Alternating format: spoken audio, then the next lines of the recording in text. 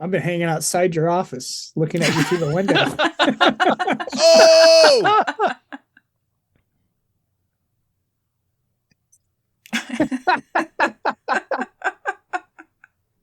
The dead air.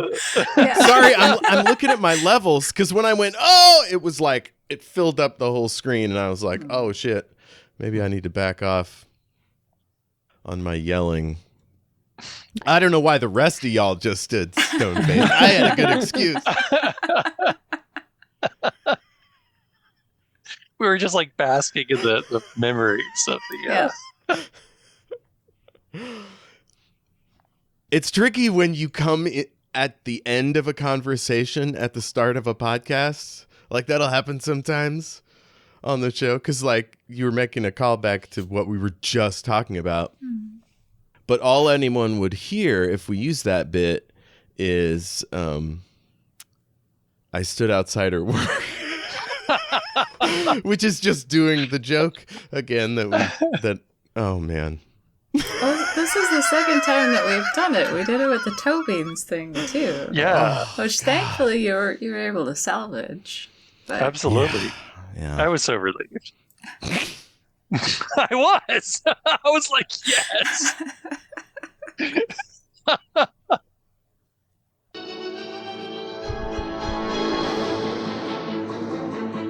What's up?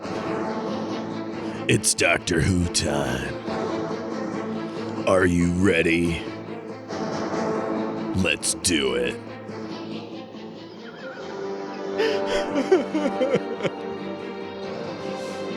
This is serious business. Get in the vortex. Welcome back to Shattered Worlds RPG. Tonight we have three very lovely players and me, your illustrious lore master. It's going to be a little relaxed tonight because we're playing a brand new RPG, new to us anyway, and a new collector's edition of the Doctor Who Roleplaying Game, courtesy of the BBC and my wallet. thank you, Jeff. Thank you, Jeff. So let's start, first things first, with your names. And normally I just run through you. Give me your name and your experience, if any, of the television show Doctor Who. Okay. I'll start. I'm Ash. I am relatively new to Doctor Who, as opposed to like a lot of people I know who are like been watching it since they were little kids or whatever. I watched a few episodes of the David Tennant the one with the Weeping Angels, and this show is badass, and I need to watch more of this. So I started watching the Matt Smith season, which I loved. I watched Peter Capaldi season, and I started watching I forget the actress's name. Jodie Whittaker. Jodie Whittaker, thank you. And I got about 4 episodes into that. I really love the show. I totally don't mind the bad special effects. Like when I first tried to watch Doctor Who when I was like 20, like I couldn't get over. That's a terrible time to come to Doctor Who. Just like these garbage cans with suction like plungers on them are supposed to be the ultimate evil. Like, and then eventually I was like, you know what? It's cool. I get it. Yeah. Trash cans, of course they're evil. So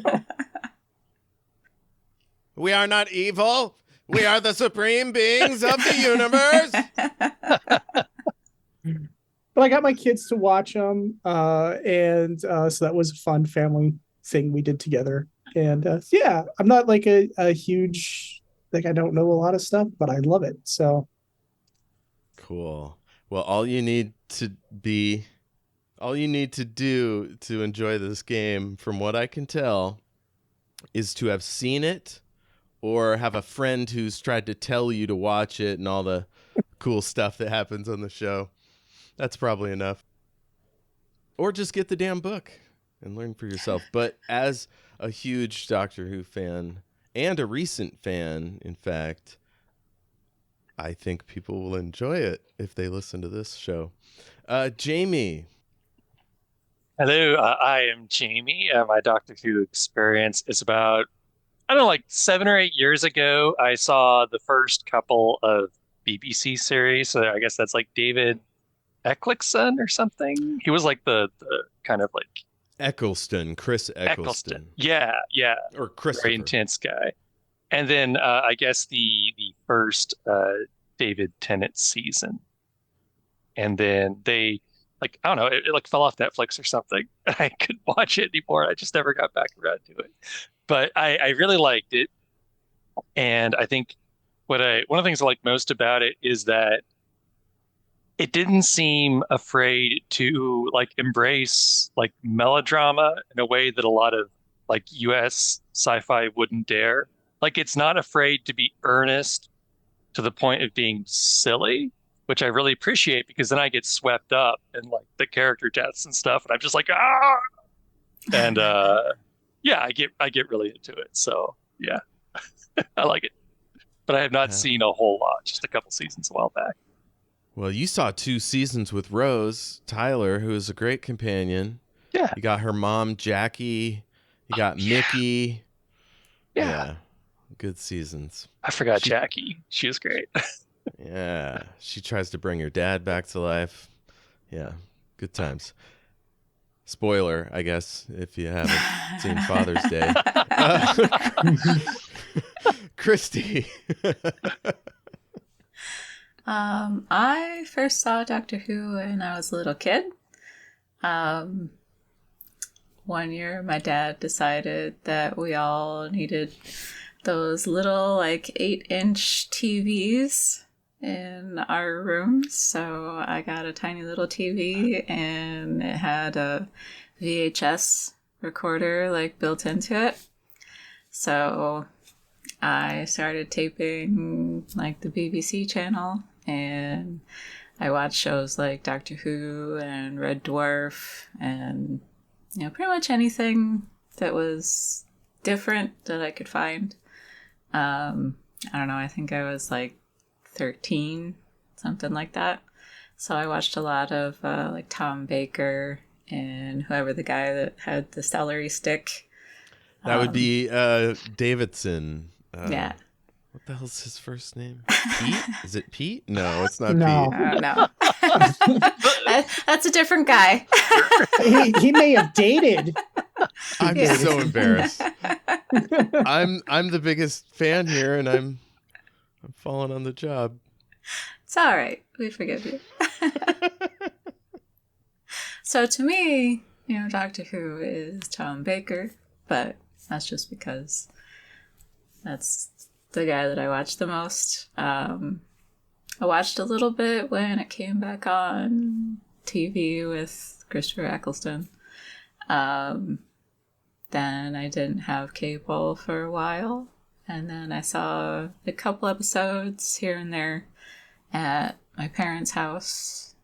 So I've seen a little bit of Rose, maybe 1 or 2 of the Matt Smith episodes, and that's pretty much it. My daughter, though, is a huge Doctor Who fan. She reads about it. She makes drawings. She watches it on streaming. You shared one of the most amazing drawings of her doctor. Yeah, It was great. Yeah. yeah, good stuff. the rockin' out Doctor with the electrical guitar. Yeah, Mm-hmm. It was or fresh. electric guitar. I wasn't gonna say it. No. Whatever. One of those newfangled electrical guitars. Yeah. And like a couple years ago, she dressed up as a Cyberman for Halloween. Mhm. Yeah. It was awesome. Had to talk her out of being a Dalek. That would have been too hard. Oh my god. You're gonna get hit by a car in one of those things. Yeah. So I hear a lot about Doctor Who, but I haven't seen a whole lot since I was a kid. And then the Dalek came out of the water, and then Oh yeah. I one of the things I do appreciate about Doctor Who is speaking of children, is how it sort of captures this childlike sense of wonder. It's all these adults running around doing adult things and saving the universe and in peril, and it's kind of got horror elements to it. Some of the episodes Mhm. are Oh, downright huge. terrifying, but such a childlike sense of wonder in Yeah. everything. It's so amazing. Okay. And me, of course, I got into it. I watched like the 11th hour, I think, the first episode of Matt Smith's season. That's a new Who. And I liked it, but I hated the effects. And I must have been in a snobby phase at the time because I put it off for years until I think 2016 or 2017 when I started this show with Ash and some others. Round about that same time, I was like, well, I should give this sci-fi show another look. We have HBO. And I watched all of it. And then I heard all the old ones were on BritBox. So I watched all of those. That took years. There's a lot of it. The first one was like from the 40s, right? Been a lot of them. 1963. 1963. I don't know why I was Yeah. thinking that. I had the numbers mixed up in my head. It's pretty old. Yeah. They're old and they look older because like the sets are made with like cardboard. So Some of them are great. Yeah, they were in a really small studio at first. But anyway, I've gotten a few books. I've listened to the first 50 Big Finish audios and a few others here and there. So I'm not the world's super fan, but I've never dived into a fandom like this before. Listened to multiple podcasts, like, yeah. So even though I'm late to the party, I think I know enough to run one of these games. And I hope you will agree. We don't have to do accents. It's set in America this time, so I don't need to go over like what's an RPG and all this stuff. Wait, RPG? Huh? Yeah. But I will do some of the basics here. You just need 2d6. You roll 2 dice, add the value of an attribute and a skill from your character sheet. So that's just like Shattered Worlds, except the numbers are slightly different. To succeed, you have to beat a number defined by the game master. Same deal. Other factors can come into play, such as any special abilities you may have, and spending story points to change the outcome.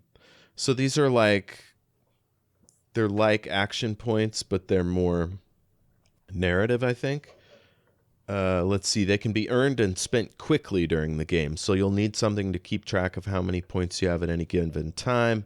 You can use poker chips, counters, pennies, tiddlywinks, or even jelly babies, or you could just write on just tap a key on your computer, you know. So, staying alive and saving the universe, that's the main ways you win at Doctor Who. So, keep that in mind as we go. Let's see. Let's talk about measurements. We're going to do feet because I don't know metrics. Let's see. Maths. They call it maths in Britain or in the UK generally. Let's see. Creating a character. Chapter 2, Travelers in the Fourth Dimension. So first we should discuss what sort of game we'd like to play. I have a specific story in mind. Are you okay with going to DC in 1952? Sure. Yeah. okay.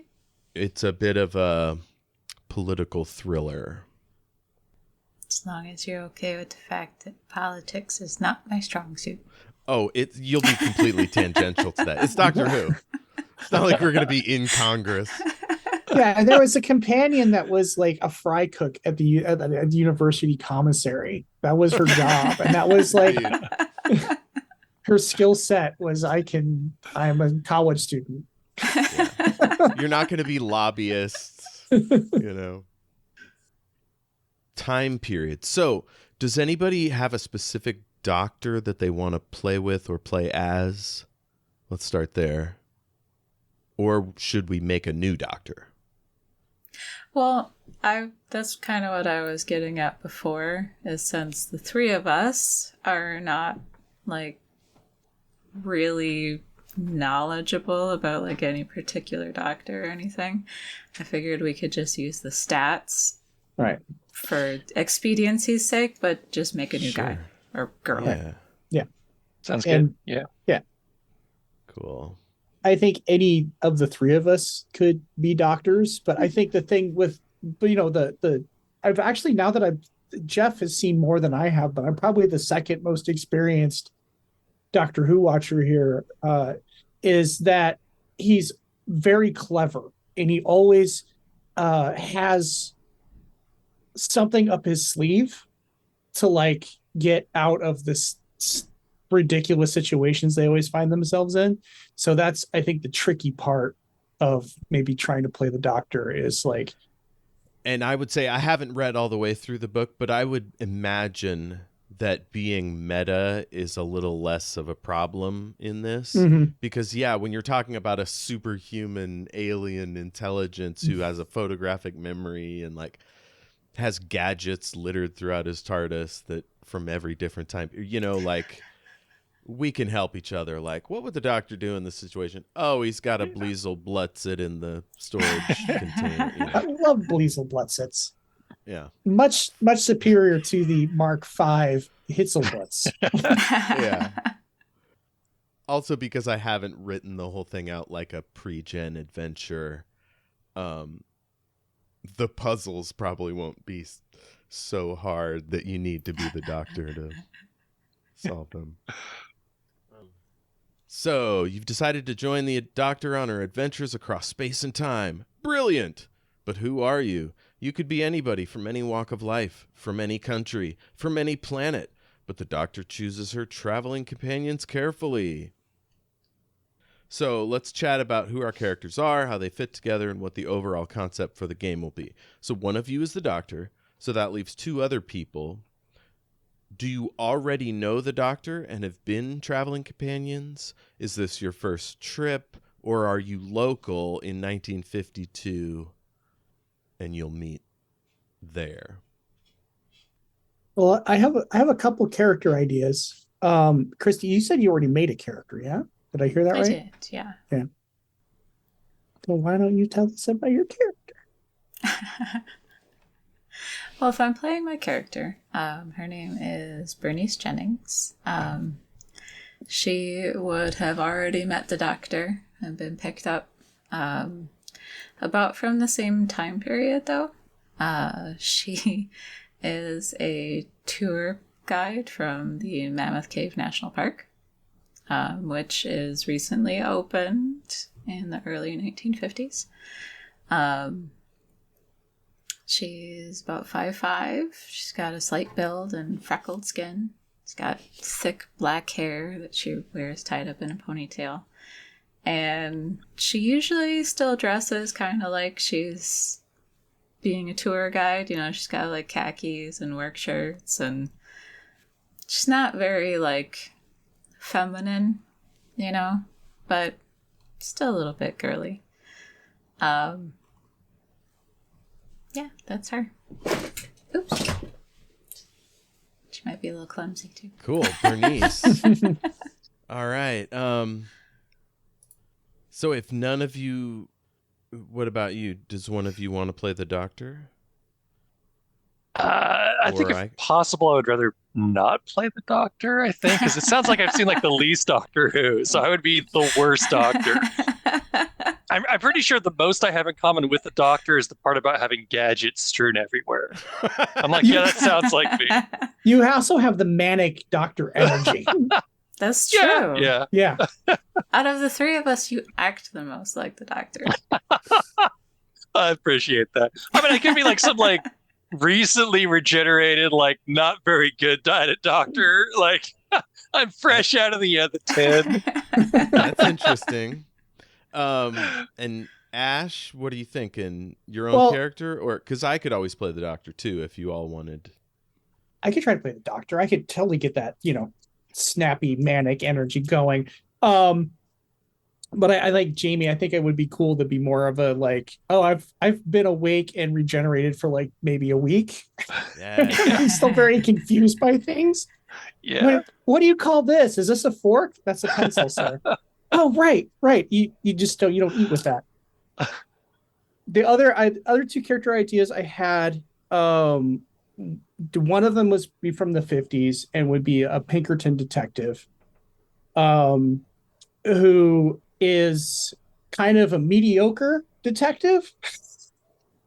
Went to Langley and like was going to become a G-man, and was sort of it was okay, had a desk job and had an opportunity to do the Pinkerton agency thing. It has a sense of adventure and wants to go explore and do things and be outside and solve mysteries, but is,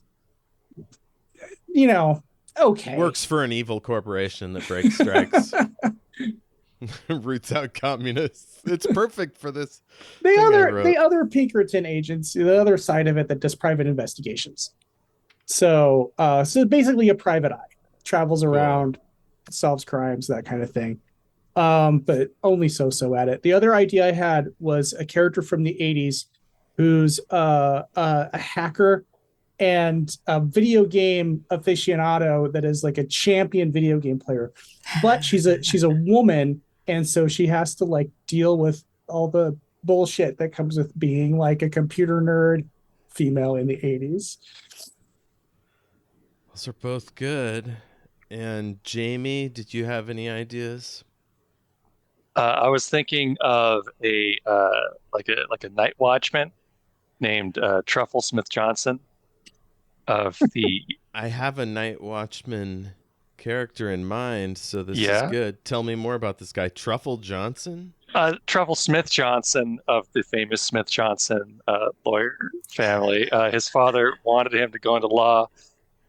He is motivated primarily by a philosophy of keeping it simple, meaning doing as little as possible. So law didn't appeal to him.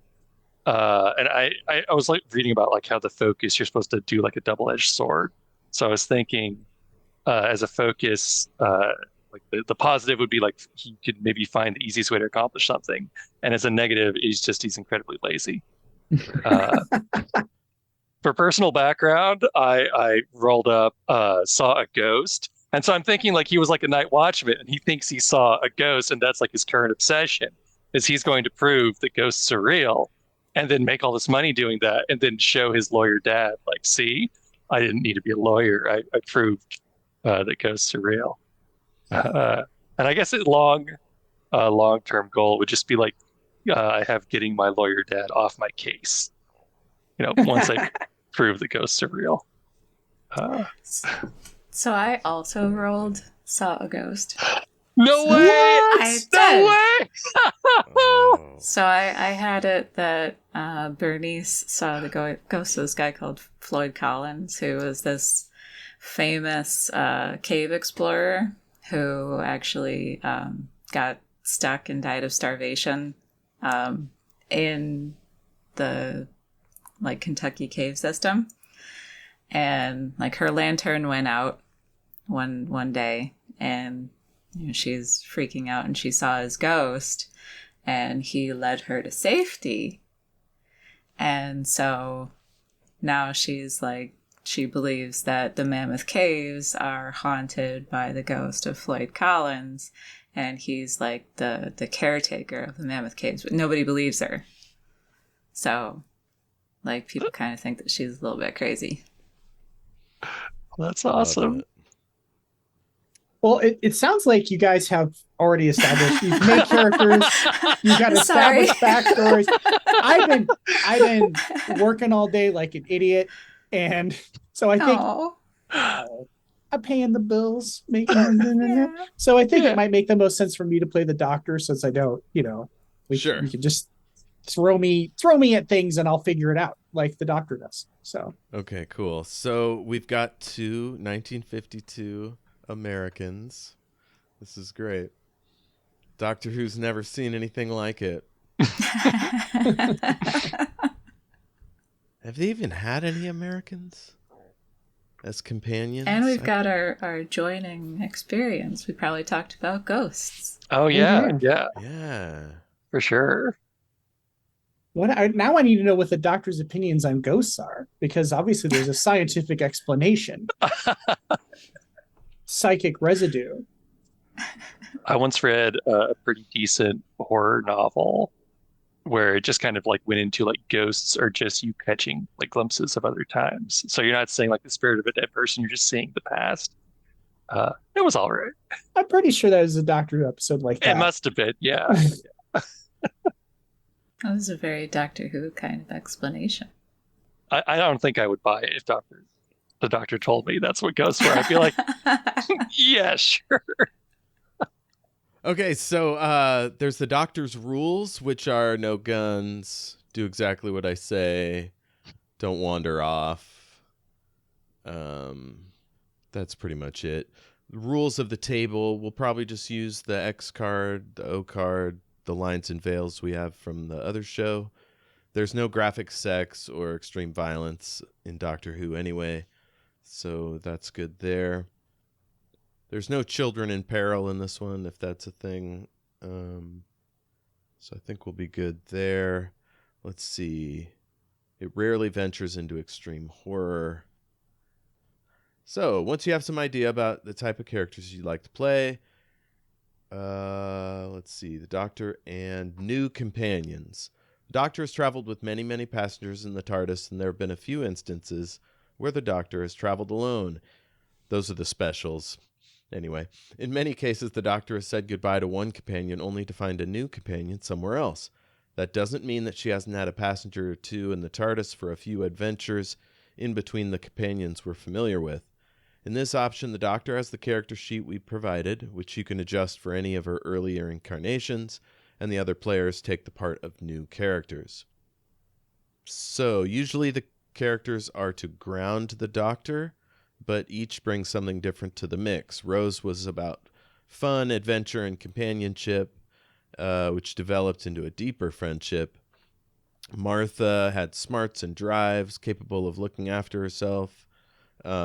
She was training to be a doctor. Let's see. Amy. Let's see.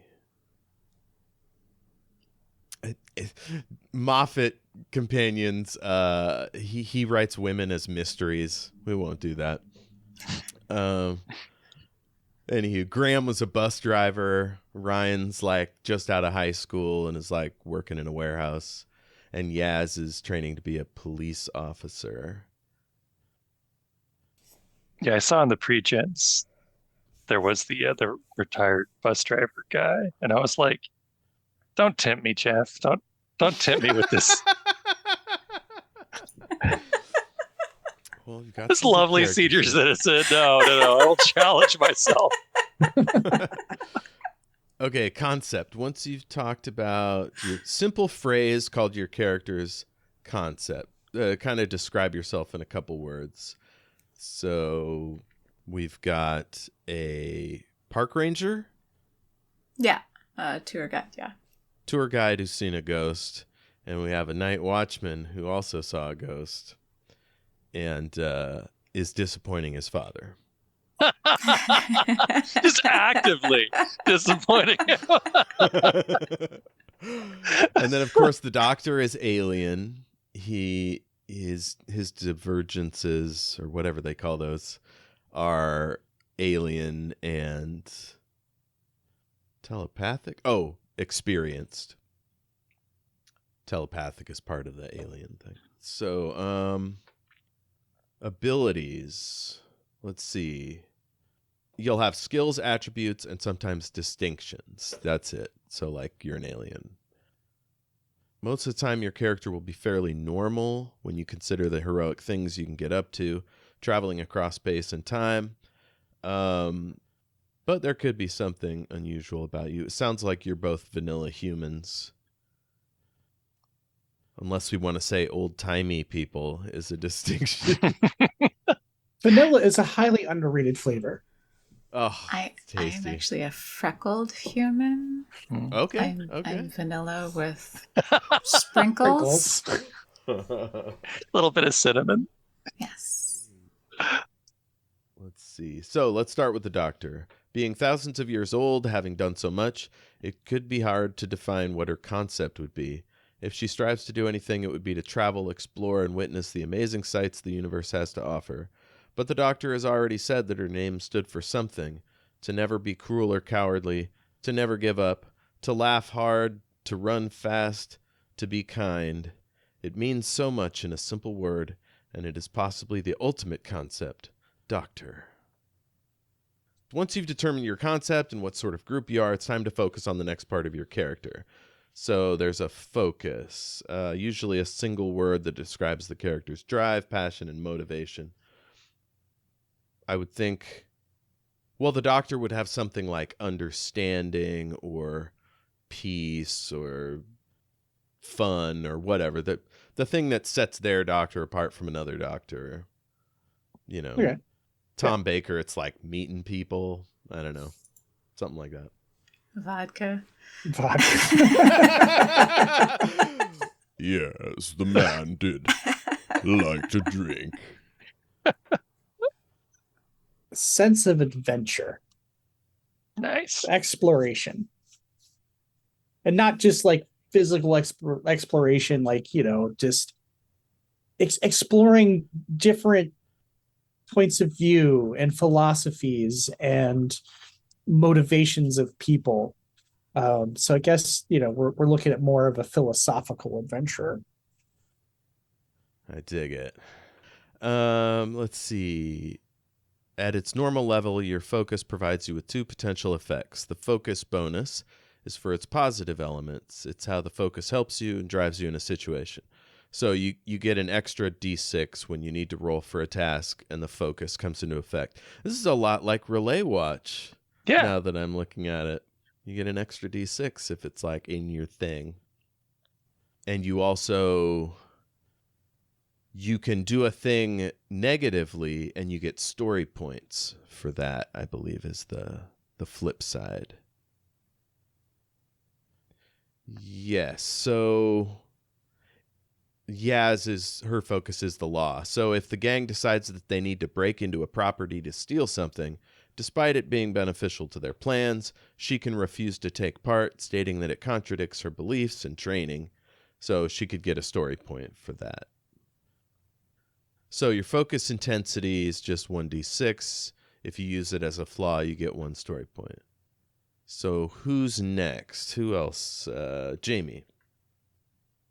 So I was thinking for Truffle's focus, it'd just be like keep it simple. So he just wants to find the easiest way to accomplish whatever he's trying to do. And then there's like kind of a negative side to that would be he's just incredibly lazy. So he may refuse to do anything that sounds like it's too much work. Perfect. And Kristy, do you have something for this? Yeah, her focus is nature. She's kind of like a tree hugger. So anything that has to do with like being outdoors or, you know, doing naturey things, that's her focus. The negative thing would be anything that harms nature, you know, even if it's like killing bugs. She doesn't want to do it. So cool. Let's see. Next is experiences. So you'll create 2 experiences to represent the life your character had before their adventures begin. The Doctor has 8 million, so we can skip the Doctor, I think. Oh, unless these are 2 things you've experienced since this new regeneration you're going through. Oh, okay. So we can either roll or just pick one or go off the board. Yeah. It's on page 31. 31. All right. I was busy thinking about what ridiculous outfit I would have. And, That's important. okay. Let's roll. Let's just do this randomly. So 2 and 1. I escaped from somewhere secret. That's only happened 300 times. Yeah. And I have that doesn't make any sense. Unless my What was secret it? I need to hear. have a secret twin. Unless my secret twin is another me from another time that has Ooh. another me from another me that has regenerated it from a different time that is either working before against me or with me or maybe gently toward me. That has also happened Yeah. in Doctor Who. The Dream Lord turned out to be himself having a bad dream, and a thing called the Valeyard planted evidence on him, tried to frame him in the trial of the Time Lord.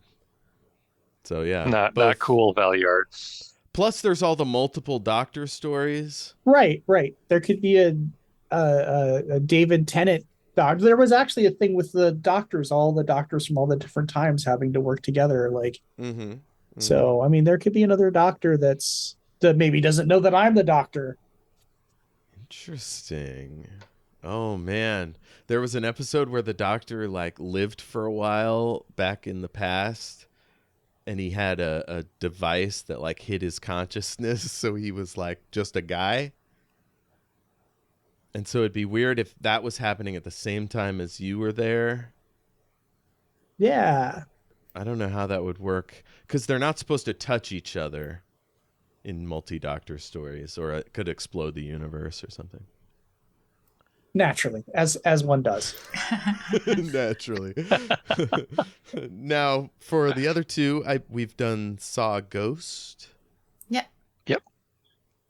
And any others? My second one was I Found Something Strange. So the Mammoth Caves have a long history, and they found things like the remains of a dude crushed under a boulder and things like that.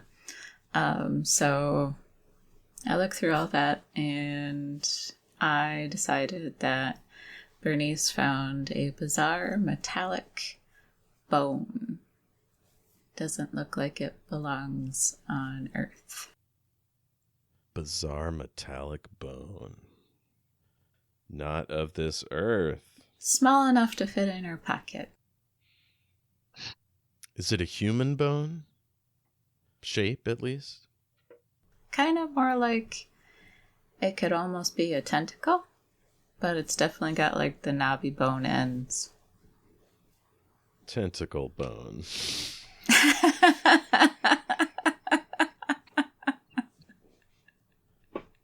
We got the name for this episode. Uh-huh. And Truffle, you also saw a ghost. Did you have any other experience? I think Truffle's other experience is that he tried to parlay that into like a ghost tour, but this is like the museum or whatever he was working at, didn't like endorse this at all. He's just supposed to be watching the place when in fact he was like allowing people to come tour the museum. And B, I imagine in 52, like ghost tours weren't really a thing yet, so maybe he just had trouble getting it even off the ground. So like it was probably a complete disaster. He lost a good deal of his savings, printing up signs and T-shirts or what have you. Maybe like buttons, Probably like in his basement, he just has boxes of like ghost tour memorabilia. Poor guy. Did you need something, Ash? Yeah, I figured out the evil twin angle. So Cool. There's another version of me, this particular incarnation of the Doctor, running around doing doctory things, and it's like maybe it's a future Doctor incarnation of me going about, and like I keep bumping into him, and I don't know if he's from an alternate timeline or just me from the future. Is he doing anything uncharacteristic of the Doctor that like, because I mean, you're immortal essentially, so it doesn't have to be scary. Is he like doing something bad? He's doing weird stuff. Yeah, maybe bad things, like you know, things that are bad, but like maybe if you were to look at him a certain way, like breaking into a house or robbing a bank or something that could potentially be something doctory going on, or it could just be an evil doctor, like nothing like murder or, you know, because the doctor does do some very morally ambiguous things sometimes. Yes, in dire situations. Yes. What if you tried to rob my museum? There you go. Yeah, there you go. And I like chase them down the hall. I'm like, stop. What are you doing? That's a priceless artifact. He's like, bye. You know. Oh my God, this is great. So, Mammoth Caves is in a different state. Where is that? Kentucky. Kentucky. So, do you want to say you've already met the doctor Yeah. in Kentucky and you've been traveling with him? What about you, Jayme? Do you work in DC, or have you already been a companion? We could just say either one's good. Or you're visiting. You could be visiting DC as well. I imagine they probably met if they're going to do the Yeah, thing they just talked about. the twin Yeah. hijack artifact. Wait, heist artifact. Yeah. Okay, artifact heist. so Artifact so heist. you were working at the museum? Yeah. I was part of your ghost tour. I thought that was Oh my fascinating. I wanted to be a Nice. part of that. And then the Yes, alarm still went on your off, ghost tour. and a priceless Sumerian artifact disappeared. Right. While I'm giving ghost tours. Maybe it'd be an American Indian type of thing. Whatever it was, it's gone, and you're stewing over it, Doctor. Yeah, because apparently I stole it, and I am not cool with that. So I'm guessing maybe Truffle lost his job over this, maybe. Yeah. So Yeah, like, that why don't sounds you about right. just come hang out with me? We'll figure out what's going on. We can solve the mystery together and have some adventures along the way. It'll be fun. That sounds good. It does sound very much like Truffle to just kind of like fall into being a companion. Like, well, I don't got a job. Why not? You know, travel time, I guess. Whatever. And Bernice, were you at the museum that night, or did you meet later in the adventure, or before? Well, I had been thinking that they would have already met. Like maybe the doctor came to the grand opening of like the National Cave tour or the Mammoth Cave tours or something. And maybe she started talking about how she saw a ghost while she was giving the tour, and her bosses didn't like that too much. But then they both have kind of the same origin story, so Cool. So we'll say there was a sci-fi ghost mimicking thing, and the doctor was on the hunt, picked up Jayme, then picked up Bernice, then picked up Truffle first, then Bernice at the cave. You found the device or whatever, and you neutralized the threat. But you uncovered deeper secrets, which have brought you to Washington, D.C. So that's our shared background experience. They've got some stuff we can roll, but it sounds like we're good to go there. You have 6 attributes, which help define what your character is like, how strong they are, how smart, how perceptive, and so on. All of these attributes are given a value from 1 to 6. The human maximum is 6, and no one can have an attribute higher unless they are something seriously special or alien. Let's see. It's very rare for a character to start with an attribute of 6. The average human has around 2 or 3. Of course, the Doctor's traveling companions usually have above average qualities, whether they're inspiring, particularly quick-witted, or keen-eyed. You have 18 points to divide among your attributes. You could put more into strength and less into ingenuity if you're a follow orders type of soldier, or give them a higher ingenuity and awareness and put fewer points into coordination. making your character a slightly clumsy brain box. Or spread the points fairly evenly, being equally good or bad at most things. But where's the fun in that? They're encouraging min-maxing, which I'm not sure. I don't know how I feel. So there's awareness, coordination, ingenuity, presence, resolve, which I think is kind of like wisdom, determination and willpower, and strength. So it's got a thing here, in a hurry. If you need a character quickly, you can always pick a selection of attributes as listed below. So if you're a scientist, journalist, investigator, soldier, or athlete, those don't... Oh, you're an investigator. Do you want to just use these preset numbers? Yeah. I'm talking to Jayme. Sorry, Yeah. I didn't say. Sorry. Yeah, totally. My own little world again. So you'll have awareness 4, coordination 3, ingenuity 3, presence 3, resolve 2, and strength 3. Sounds good. How about you there, Kristy? I just bought my own. Perfect. You can basically just give yourself 3 across the board too. You can, yes. Nice. Exactly. Is that what you did? Almost. She's got resolve 2 and strength 2, and then she's got 3s and everything else except for she's got awareness 4 and presence 4, so almost Cool. the same as Jayme. Very cool. Now you have the numbers next to your attributes. You can change them a little if you like before you start to play. Just make sure you compensate properly. Superhuman or alien attributes that go higher than 6 are handled in exactly the same way as normal attributes, but they're reserved for special characters. So let's take it on over to our good friend, the Doctor. I think we have a character sheet for the Doctor. Oh, great. I will print that instead of character sheet. Pre-gen. Here we go. All right. Here it comes. Are you ready? I'm always ready, except when I'm not ready. And then I'm still a little bit ready. That was a really horny way of saying that. What? Wow. Well, that's... So I sent you the pre-gen characters from the most Right. recent season. Okay. And so the Doctor has 4 awareness, 4 coordination, 9 ingenuity, presence 5, resolve 5, and 2 strength.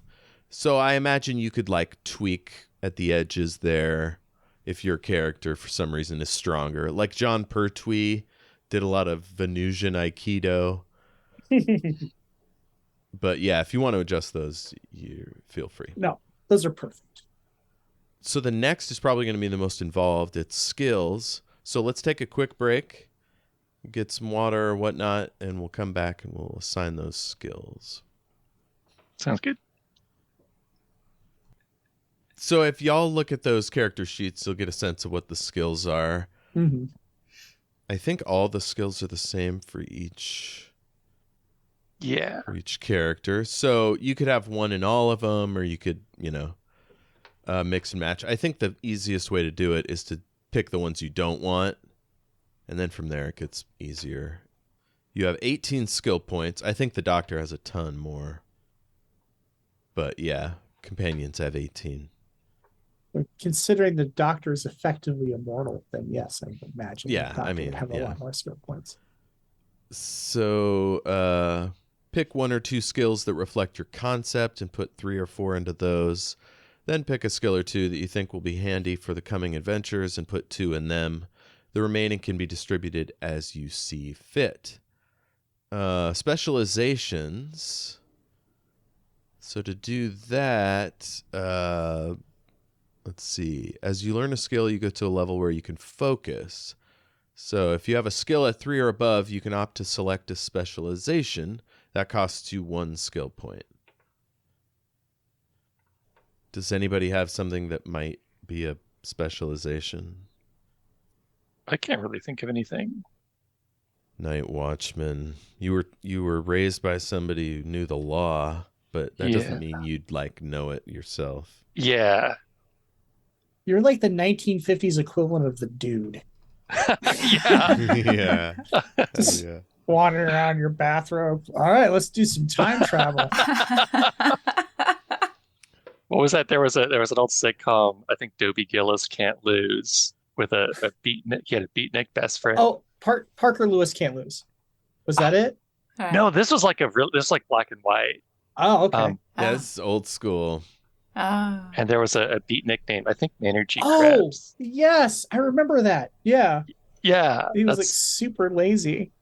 It was like yes. this whole thing.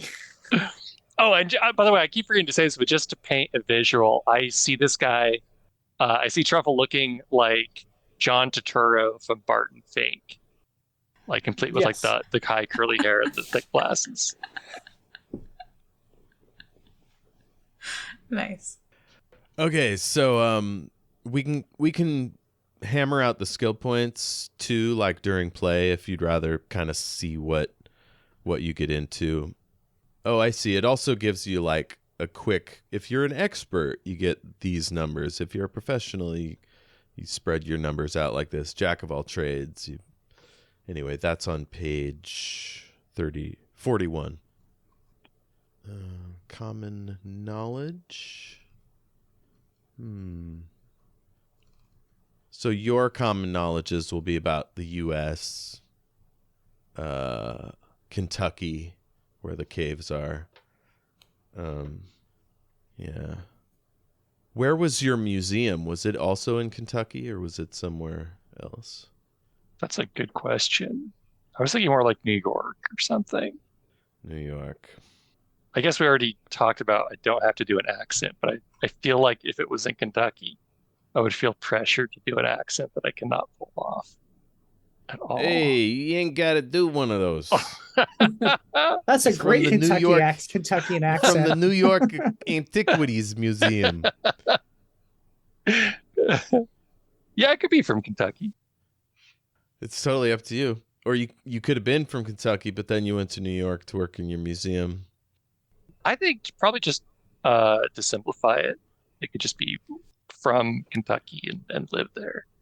From the same town. What's the Yeah. town homegirl lives in? Bernice. Oh gosh, I don't know. Covington, Kentucky. Solved it. Sure. So the doctor picked you up there, and now you're in D.C. Distinctions. Everyone's different, and everyone has their own unique set of attributes and skills. However, some people have abilities or even powers that are not covered by simply increasing a skill or attribute. So, like the doctor is an alien and has experience. They're experienced. Those are their distinctions.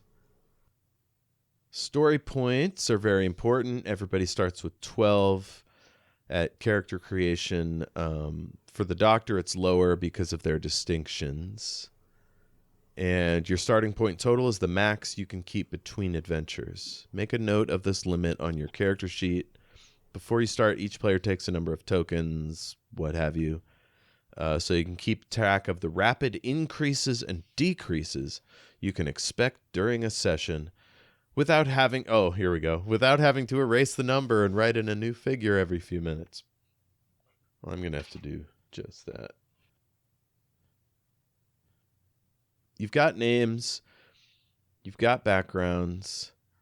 A great way to bring a character to life is to answer a series of simple questions about them. Here are 10 that we've designed to inspire you to create a three-dimensional character to join the Doctor on her adventures. So I'm just going to read these out. Just kind of keep these in mind as we go. Where are you originally from? What is your family like? What was your childhood like? What have you done in your past? Who are your best friends? What do you wish you could change? What are your best or worst memories? What is your biggest secret? What is your biggest fear? Why are you traveling with the Doctor? So that's probably the most important one, is why the two of you are traveling with the Doctor. So real quick, I did give her knowledge I just looked at it again. I guess I have to take a specialization, so it's just history. Okay, sounds good. Do you have a spelunking related thing? Is that just athletics or survival? Yeah, maybe? I gave her like some athletics and survival, but I mean, she's a tour guide. She's not a cave. That's right. Yeah. Yeah. So once you have an idea of your background and those little details, you can have a think about how you're going to play them. So that's about the personality. Remember your focus, personal goals. Let's see. Think about what your goals might be. A short-term goal and a long-term goal.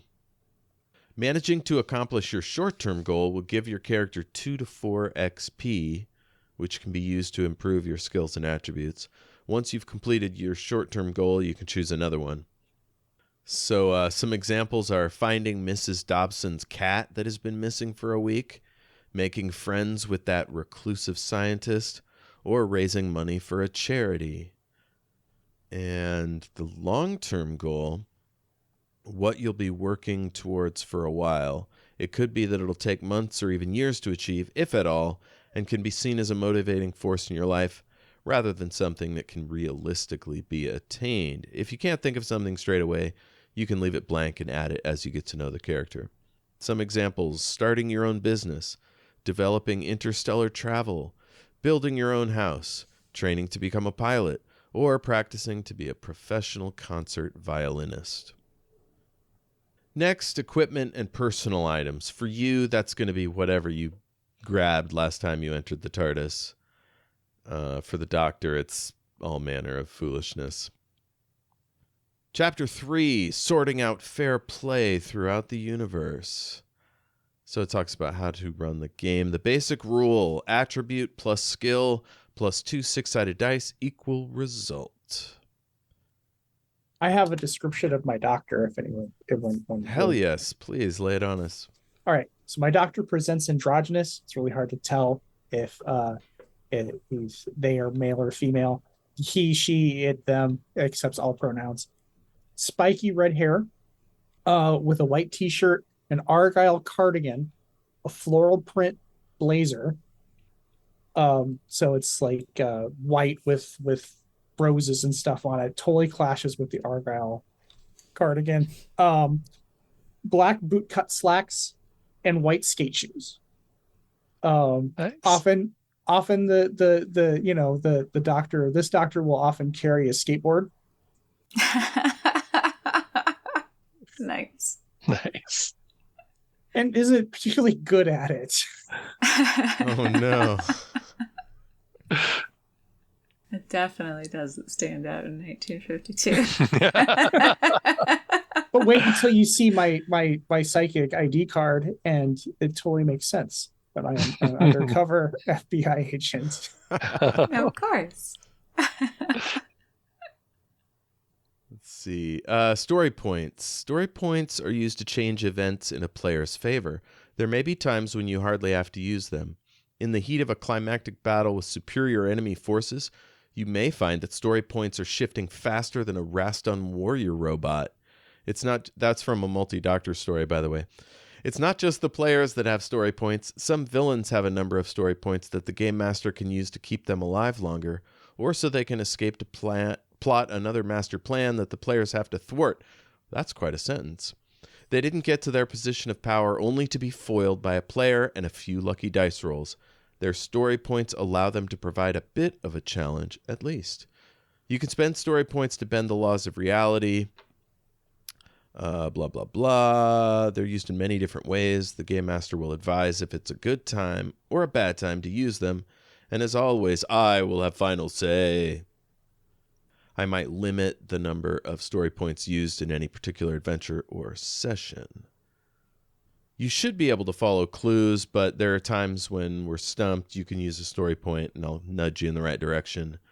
We only get one shot. This is, if you know beforehand that a particular role is vital, you can spend a story point to help. It gives you the advantage, so you roll 3 dice and discard the worst. Let's see. I knew I was here for something special. Some characters have distinctions, special qualities that they mean they can do something out of the ordinary, such as psychic powers or alien abilities. So that's how the Doctor would use a story point, to use telepathy or something. That was close. Failing at something can be disastrous. Worse, it can be fatal if the task is life-threatening. Luckily, if you fail at a roll, you have the option to tweak the result a little and succeed. This must be done straight after the roll in question. There's no jumping back in time to fix something an hour or a week later. That's right. There's like distinctions between like, you definitely succeeded, you barely succeeded, you almost succeeded, you failed miserably, so that it bumps up the result in that ladder there. So I've got some more story point guidelines. Sometimes the Doctor does something so remarkable that even her companions have been known to do the impossible. Oh, that's saying how you can use like a ton all at once. You can modify a gadget. The Doctor can teach you how to do something. Oh, so sometimes the Doctor's like, push those buttons, and those buttons, and then he fucks off. That's that thing. Let's see, gaining story points. So this tells you how you can gain story points. I won't leave them behind. So that's if you're sacrificing your life or risking yourself to act heroically. Captured yet again. So you can, the Doctor will allow herself to be captured. You can get a story point for that. I won't do that. It's not what I do. So that's if your focus says you can't do that kind of shit. You get a story point. You can do it. I know you can. Characters can donate story points to each other to help through a particularly major moment. Cool. There's ways to lose story points. Killing. Killing is wrong. Simple as that. The Doctor will not allow it. Knows that killing is almost always the worst possible solution to any problem. Even when you have to kill from mercy or necessity, it leaves things with a bitter aftertaste, and people are noticeably changed from the experience. So, yeah, the Doctor doesn't like a lot of cold-blooded murder. Ash, that description. Oh, dang. That description's amazing, by the way.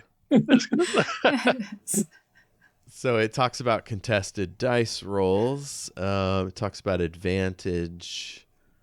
Instead of rolling 2 dice, roll 3. You can have disadvantage, roll 3 dice instead of 2, but only count the 2 lowest. Let's see. Multiple opponents. Often in conflicts, there's more than one adversary actively opposing the characters. Oh, that's just saying my bad guys can cooperate. Extended conflict. No, they can't.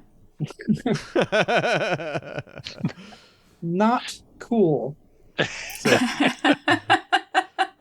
So it goes setting the scene. First, the game master sets the scenes for the players, describing blah, blah, blah. Action rounds. Once the game master has set the scene, the group breaks the extended conflict into rounds. So this is if there is a fight. Just as in the normal conflict, all of the players decide what they try to do. You can discuss the plan amongst yourselves in detail, or it could be as simple as running while shouting, "You go that way, I'll cut them off." The game master decides what the adversaries do in this round and in what order things occur.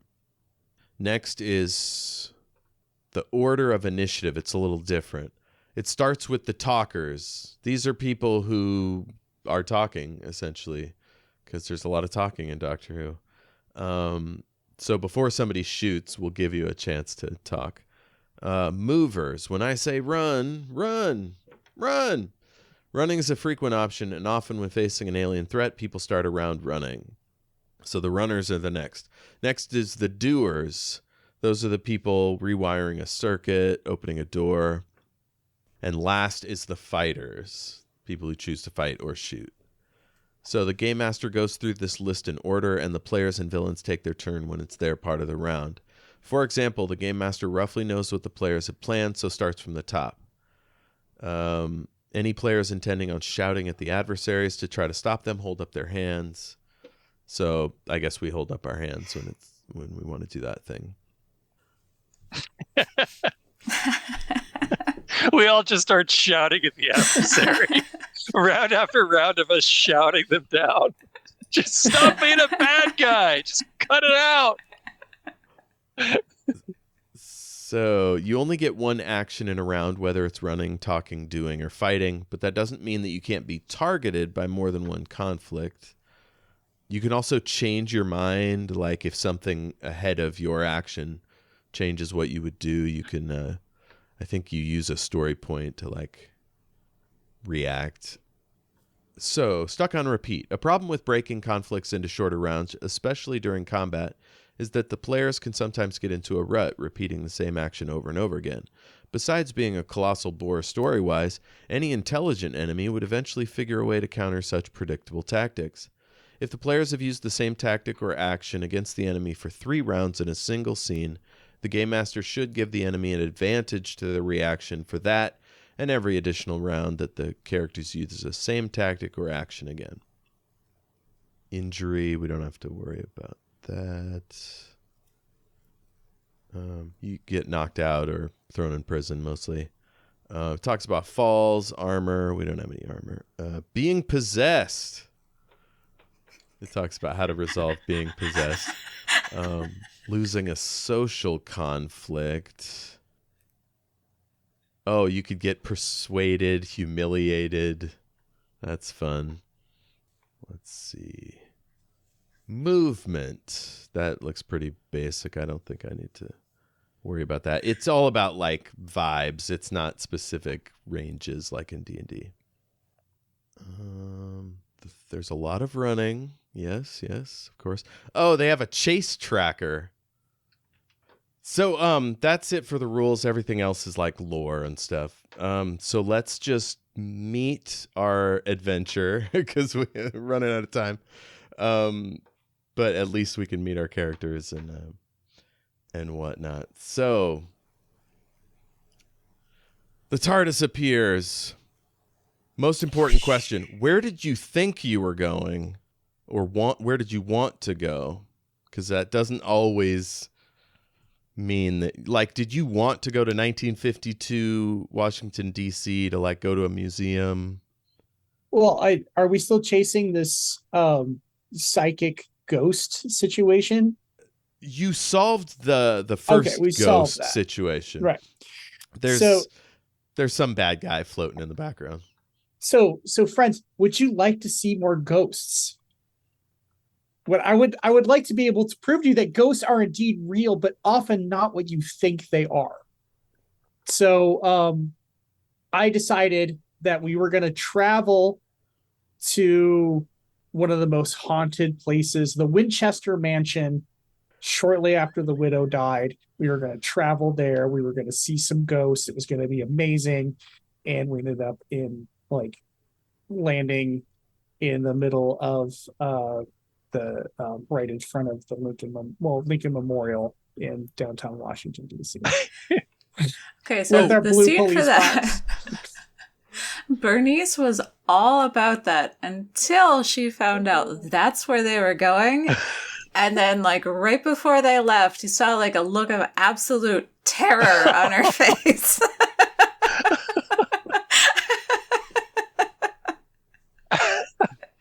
Now, your characters, are you from the early 50s or are you from the like our times? Yeah, she would be about maybe 1920. Okay. Not from 1920. She would be like 19 or 20 years old. Cool. So you're staying in your own contemporary time period. Yeah. Had you heard of the Winchester Mansion? Or is this like the Doctor's hyping it up and you're like, that's from the future? I don't know what that is. I don't think I've ever heard of it. It sounds amazing. I mean, it probably had ghosts by 1952. Oh, absolutely. It was, it was from cowboy times. So okay, good deal. Yeah. Bernice would have known. Yeah, the Lady Winchester was the wife of the guy who invented the Winchester rifle. And she believed that her mansion was, and this is true, she believed that her mansion was possessed by the ghosts of everyone her husband's weapons had killed. And so she kept adding more and more weird shit to her mansion, trying to trap the ghosts. So there's secret passages, there's doorways that go nowhere, there's like staircases. It's like an MC Escher fever dream. Yeah. And it's supposed to be very, very haunted. Okay, so the TARDIS lands, you know, that whole thing.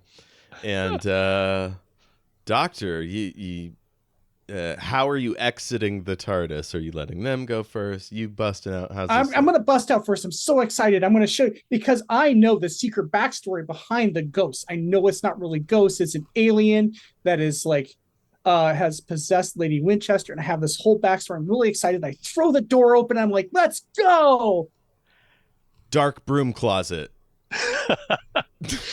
Like I had planned all along. So there's just this dark broom closet. That's it. We're in a broom closet. Is this one of the secret passages? Well, we're brought here for a reason. Let's find out what it was. It's not exactly what I wanted to show you, but I'm sure I have something interesting to show you behind this door, which opens into a small office.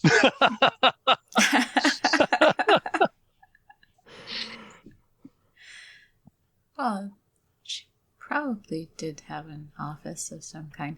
By the way, I'm not going to do a Southern accent. You don't want to hear my Southern accent. Oh, Same. that's great. That's perfect. I will insult at least a handful of our listeners, probably even ones that aren't Southern. So Cool. So you do you all enter the broom closet, or do you go to the next area? I'm just running ahead, opening doors. Sure, cool. So you're in a dimly lit corridor. You can hear people talking way down, and you realize that all the surfaces are marble, like a courthouse. There's banners and ropes and whatnot. You're pretty sure it's a museum. For a brief moment, Truffle, you're horrified that you're just back at your old museum. It's a nightmare. But it looks way fancier. Like there's little flecks of blue and red in the marble. Like it's definitely fancier. Now, here we could do a roll. Are you well acquainted with museums in general, or would you have been here to DC? I don't know. Yeah. was your old museum job the first museum you'd ever been to? I got like dragged around to museums as a kid on vacation. Okay, so you see us in the corner of the sign, the whatever logo for the DC Museum Society, whatever. Smithsonian, is that who's in charge? Anyway, you see that logo and you're like, oh, we're in DC. I'm probably just looking around, like wondering, I wonder how much these guys get paid. This is a really sweet night watchman gig. Like if all this time stuff falls through. So this is the U.S. History Museum on the National Mall. It's the one with the big giant flag from like back when there were less stars, whatever that one's called. Anyway, Ash, has the Doctor been to this museum before, or is this brand new? Probably, but probably not during this time period. Doctor has been to this museum in a previous incarnation, but it was in like the year 2082, and it was very different. Cool. So you recognize the smell and the marble, but yeah, you're not sure the year. And you hear voices off in the distance. I will head to the voices. Why not? All right. So you get to the gallery. You see all kinds of exhibits. There's big, broad, open zone. You see like a box office. I don't know, whatever the front desk situation is, and you see a young woman. She's got brown hair tied back in an early 50s look, and she's fumbling with a bag and a bunch of other stuff. And there's a guy leaning up against a what do you call it? An exhibit. And it is a night watchman. And they immediately stop talking and look over. And he's like, "I'm sorry, we closed an hour ago. Are y'all all right?" I'll pull up my psychic ID and I'll show it to him. And it says that I work for the Department of Sanitation. And I heard that there was a water leak in this building. Oh my goodness. He is floored.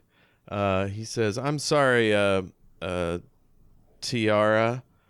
We'll have to meet up tomorrow." And she says, "Yeah, I'd like that. All right.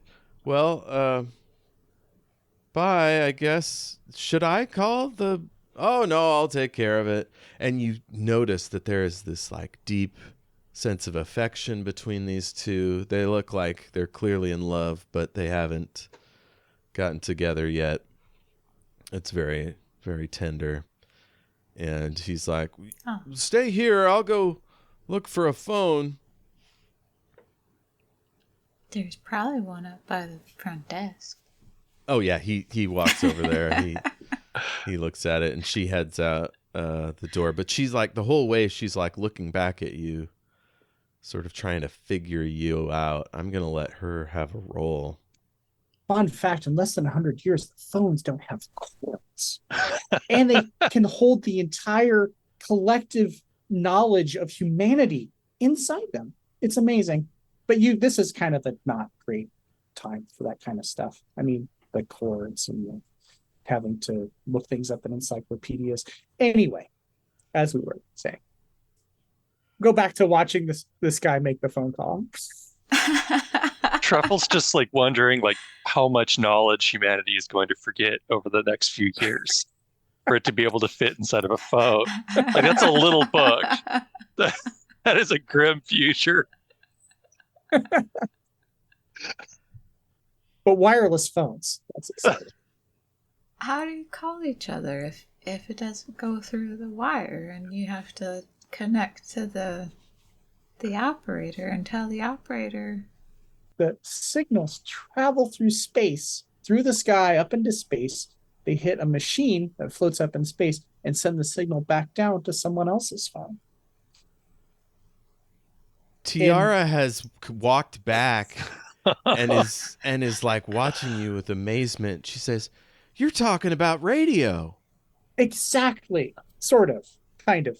But yes, very much so. I worked on radios during the war in a factory. Yes. I had to come back to this job after the war because, our boys came home. What kind of radios did you work on? The ones with the transistors. Transistors. Am I remembering that correctly? Transistors made with Bakelite plastic, perhaps? Sure. Yeah. Most of it's top secret, so I can't tell you too much. Bill comes rushing out of the office, and he says, "I was about to call the boss, but there's something on the TV." They had TV back then, right? Mm-hmm. Yeah. Yes. You should probably come and take a look at this, Tiara.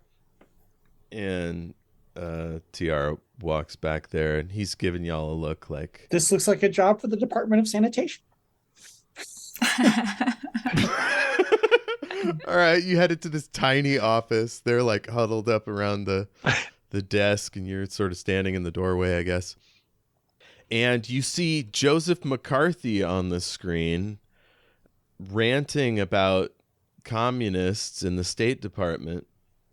And then the announcer says, Secretary of State, blah, blah, blah, was attacked on the street by some mysterious masked figures and was nearly kidnapped. but some helpful bystanders help protect him and get him to his car. And he says, Tiara, doesn't your sister work for him?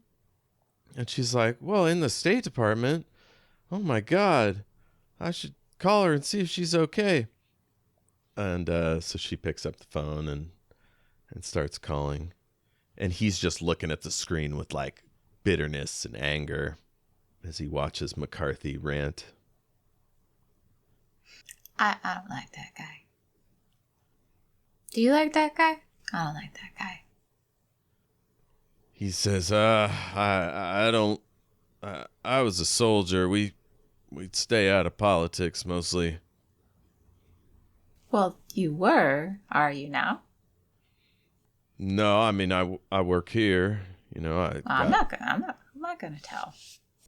You got feelings. You got opinions. He's a right son of a bitch. We got communists around. They don't hurt anybody. You know, I mean, some of them have hurt people, but you know, it's rare. And I mean, the government weeds them out. It's probably not that many. I don't know. I don't buy it. I think he's a blowhard and a bastard. I have a friend from Wisconsin who says he knew him back when. He could tell you some stories. Boy, howdy. And you see she's like, she's over there like really concerned, talking to a nurse or something, trying to find out if her sister's okay. And all of a sudden, Doctor, you get a weird tingle in your pocket. Ooh. Sorry, it's a kid's show. It's your sonic screwdriver, and it's vibrating. All right. Well, let me take a look at it. Okay, you pop it open. What's your vibe? How do you activate your screwdriver? Like Matt Smith did this whole production. Yeah, it's just a flick of the wrist, like you Cool. know. So I'll, open it up, do a little flick of the wrist, light it up. Your alien technology detector is going off. There's a huge power source nearby. All right. I will say this has all been interesting, but we must go. And I'll spin on my ball at my foot and start stomping out. Hopefully my companions will catch up with me. I am totally engrossed in following the source of this alien technology. Okay, so we'll cut over to a hospital room, and there's a redhead talking on the phone. That must be Tiara's sister. And there's Secret Service agents and the Secretary of State sitting up in bed, and he just looks all like professional and whatnot. And then some G-men come in, and they say, "Sir, we think we know who's behind it." And we see a truck and a trailer, and Joseph McCarthy is standing over a huge bomb. And some classic mafia goons are standing around it looking at him, and there's some guys with big guns. And they're obviously like futuristic energy rifles. And he says, "Men, are you ready? We fight for the glory of the American Empire. To battle!" And that's it. Oh, that ain't right.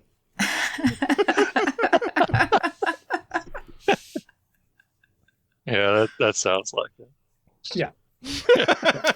No, if Joseph McCarthy had access to weapons of mass destruction and alien super weapons, absolutely. Yeah. Yeah, Just root out all the communists and homosexuals. And probably half of everybody else, too. Yes. Yep. So we didn't get to the secret of what the hell's going on here. We'll have to do that next time. Yes. With unfortunately, AJ's got a pretty mixed bag schedule right now, but fortunately, that means we probably have more time for Doctor Who. Yeah. That is very true. AJ is doing another production. Is it Rocky Horror? It's Rocky Horror, I believe. Yeah. Okay. Cool. Cool beans. Well, whether we're playing this or Shattered Worlds next time, thank you, listener, for being with us. We'll see you real soon. Keep up the good work, everybody. Socials. How do people find you on the internet? You can find me as Dr. Mod, DOKTORMOD on Mastodon. Sometimes. Not much of a social media person. Jayme. I'm on YouTube as Brandoff, the off-brand Gandalf. And I just did a new video there. Check it out. Yay! And Kristy. I have some short stories up for free on a website called Vocal. They're under my full name, though, so that's very long. You should be able to find a link in the show notes. Yes. Look them up. They're free. They're fun. They're really good. Thank you. Hell yes. Yes, they are. You can send us an email, shatteredworldspod@gmail.com. Find us on Twitter until I stop looking at it, SWRPG Pod. I'm on there at El Jefe Tacoma, as well as Mastodon and the other one, Threads. Invite me to Blue Sky. I hear that's a thing. Done. Yeah, okay, do it. I've got a pile of invites. I'm not doing anything with it. Yeah, send me one. Right Well, you can see my terrible jokes. Yeah. Oh, yeah. I have a live stream show on Sundays or every other Sunday right now from 1 to 3 p.m. That's twitch.tv/Omniversal Escapades. And Jayme's on that with me. We just finished an epic Monster of the Week campaign. It's all on YouTube at youtube.com/Omniversal Escapades. So you can either watch us when we play or after the fact. And we do all kinds of fun, different RPGs over there. I think that's it for now. Thank you, listener. Thank you, friends. It was great meeting your characters. And, yeah, I hope to see more of them. Yeah, it was a lot of fun. Yay. All right. All right. Well, whether you catch us with this or at the start of season 6, thank you for sticking with us. We'll see you real soon. There's got to be like a good way to end this show. Like, I can do the sting that goes into the Doctor Who noise, Yeah. Yeah. But we should say something, right? Like Something. something time travel related, paradox, I don't know, time loop, something. Timey-wimey. You could always just end it with your Dalek voice. Yes. Ah, yes. Good night. Thank you for listening. That's amazing.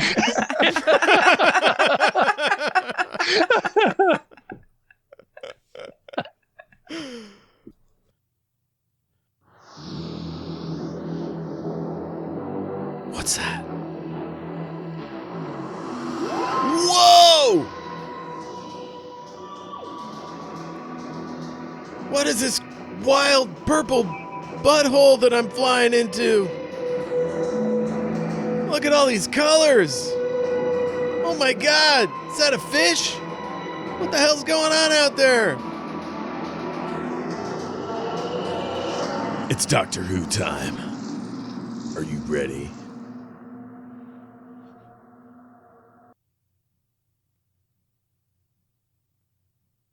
Do you have any more goofs to get out?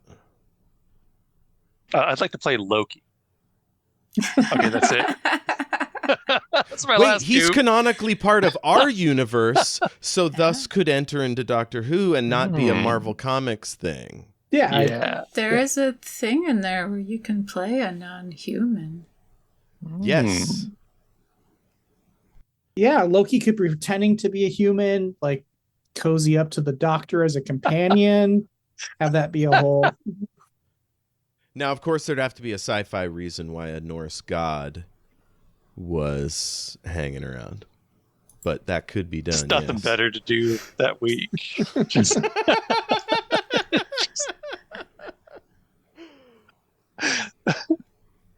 I'm kidding. I don't really want to play Loki. I was just...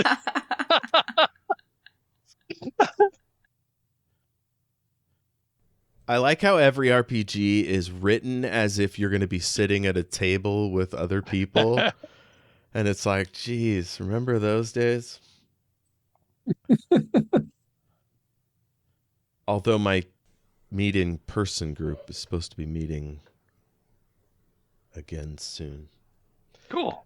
Riveting information. you all need. Sorry, I hope you don't mind playing the Doctor. Oh no, it's fine. It's exciting. I'm intimidated because the Doctor is so the Doctor. Yeah. I don't want to do the Doctor justice. I want to do you guys justice. I'm afraid I'm not going to be. Luckily, like Jeff said, there's going to be plenty of opportunities for meta. Oh, what would the Doctor do in this situation?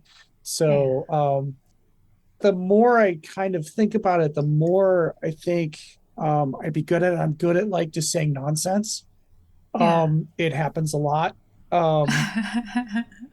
And I could just be the non sequitur Doctor. Yeah, Nobody quite great. knows what I'm talking about. Yeah, I didn't mind either way. I just made a character just in case somebody else really wanted to play a Doctor. Yeah, same here. We could just if we play again, we could just like trade off. Yeah, we So Yeah. what I noticed was kind of funny is in the book, the book fully expects us all to be fighting over who gets to be the Doctor. Right. And it's just like, whoa, not everyone can be the Doctor. And then you get to our crew and we're just like, so I want to be a night watchman. I want to hack things on my Mac 2E and be good at video games.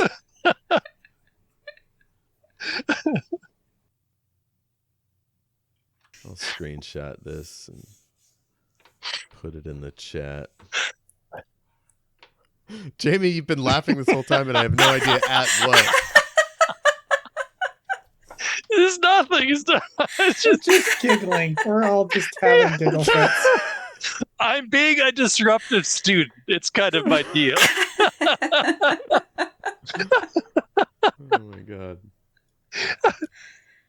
Oh, I just ripped up. Don't look at the chat. It's fine. It's cool. It's fine. Ash didn't say anything funny. Jayme didn't say anything funny. There's nothing in there. Jeff looks concerned.